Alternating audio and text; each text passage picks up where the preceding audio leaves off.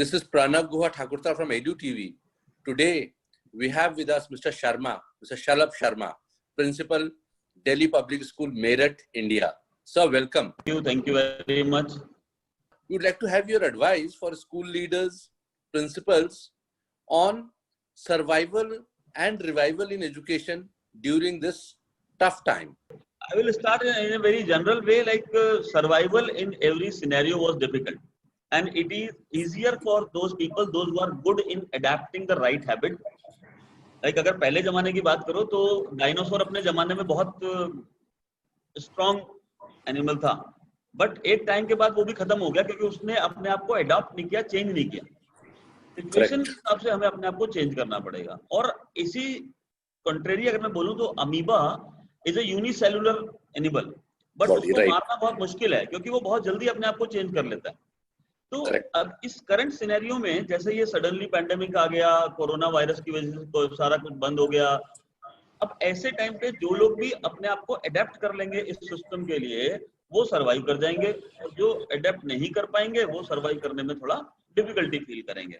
अब बात करें अगर स्कूल की बात करें तो एजुकेशन सिस्टम में क्या हुआ कि हम सब लोग टीचर्स, भले ही एजुकेशन 21st सेंचुरी में पहुंच गई, और जो टीचर स्कूल्स के अंदर हैं अगर आप उनको थोड़ा ध्यान से एनालाइज करेंगे तो वो अभी भी 20th सेंचुरी के ही हैं. सारे टीचर ऑलमोस्ट वो हैं जिन्होंने अपनी एजुकेशन 20th सेंचुरी में ली है और now they are teaching in this century.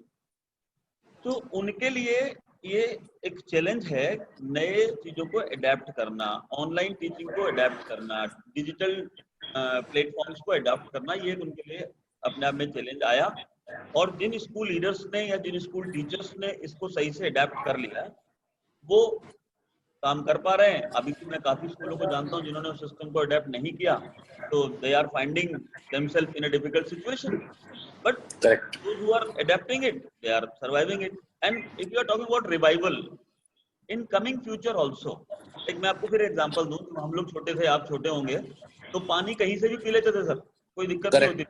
याद है आपको, खेलते खेलते कहीं भी पानी दिख गया एंड हमने पी लिया. लेटर ऑन क्या हुआ कि वो पानी जो था ग्राउंड वाटर वो उतना अच्छा नहीं रहा. एक्सेप्ट कर लिया कि घरों में आरओ सिस्टम लगने लगे, बाहर जाते हैं तो बिस्लरी का पानी पीने लगे. कुछ मतलब इस तरह का हमने बिल्कुल सही कह रहे हैं, बिल्कुल सही कह रहे हैं.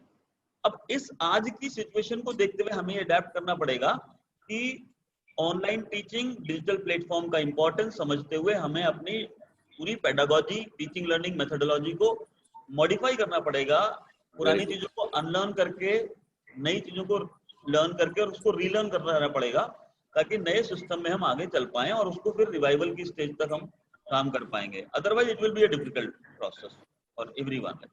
Wow, great. Sir, I would like to have your message for the passing out class 12 students.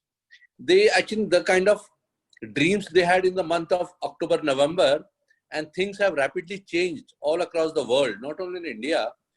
And in India, like the students were supposed to write their examination in the month of July. Now the government has, and the CBSE has, is declaring the result by 15th. And previously they were unable to know that like what university they will be joining, what course they will be joining, and what all courses will be more appropriate seeing the current times. One thing which I directly convey to my students or rather students of grade 12 and 10 through you, अभी कुछ दिनों पहले sir सूरज ग्रहण आया था, आपने भी देखा होगा. जी सर. सोलर इक्लिप्स आया और सबने उसको देखा. मैंने भी एक टेक्नोलॉजी यूज करते हुए उसको देखा, और वहां से मैंने एक चीज अभी लर्न की. I always learn so many things from the nature. तो मैंने वहां से देखा कि सर सूरज को कोई भी विपदा थोड़ी देर छुपा सकती है और उसको डुबा नहीं सकती.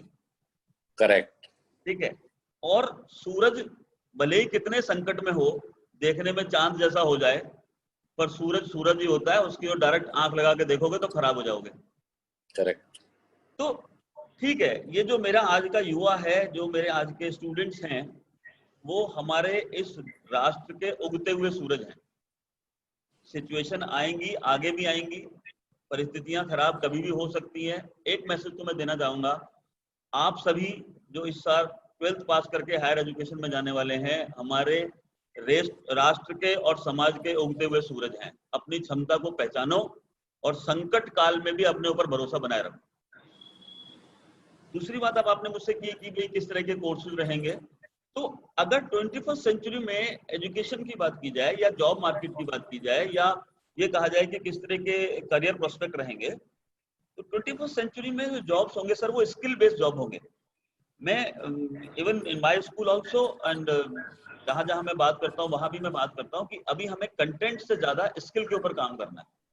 हमारी गवर्नमेंट ने इस पे काफी शुरुआत की है, सीबीएसई ने भी काफी स्किल बेस्ड कोर्स लाए हैं। और मैं पर्टिकुलरली 4 स्किल्स की बात करता हूँ आपसे कि अगर ये 4 स्किल्स किसी आदमी के अंदर हैं तो वो किसी भी जॉब में किसी भी करियर में से अडॉप्ट कर सकता है। तो nowadays students should focus on these 4 skills: communication skill, computer skill, that you can IT skill कह सकते हैं आप इसको, and other is collaborative skill, working in a team, working all together as a team, not in India, in the entire world you can work as a team. And other is critical thinking. You have to think apart from the traditional line. आपको कुछ अलग सोचना पड़ेगा। आपको इस current scenario ले लो या आगे आने वाले जब नॉर्मलसी हो जाएगी तब भी आप देख लो, कुछ अलग सोचना पड़ेगा। And if you have these 4 basic skills, believe me, the entire world is your. बहुत सारी चीजें आ रही हैं, एआई आ रहा है। एआई क्या था, पहले किसी ने सोचा नहीं था कि एआई से काम होगा, लेकिन आज एआई आ गया। कल को हो सकता है कुछ और नई टेक्नोलॉजी आ जाए। वो लोग सरवाइव कर जाएंगे जो एडेप्टेबल होंगे, नई चीजों को जल्दी से लर्न कर लेंगे और जिनके पास ये 4 बेसिक स्किल्स होंगी। तो मुझे लगता है कि आज की तारीख में हमारे स्टूडेंट्स को ज्यादा अपने कंटेंट के ज्यादा स्किल्स के ऊपर काम करने की जरूरत है। Correct. I think yes. I think you are very right, sir. Thank you so much, sir.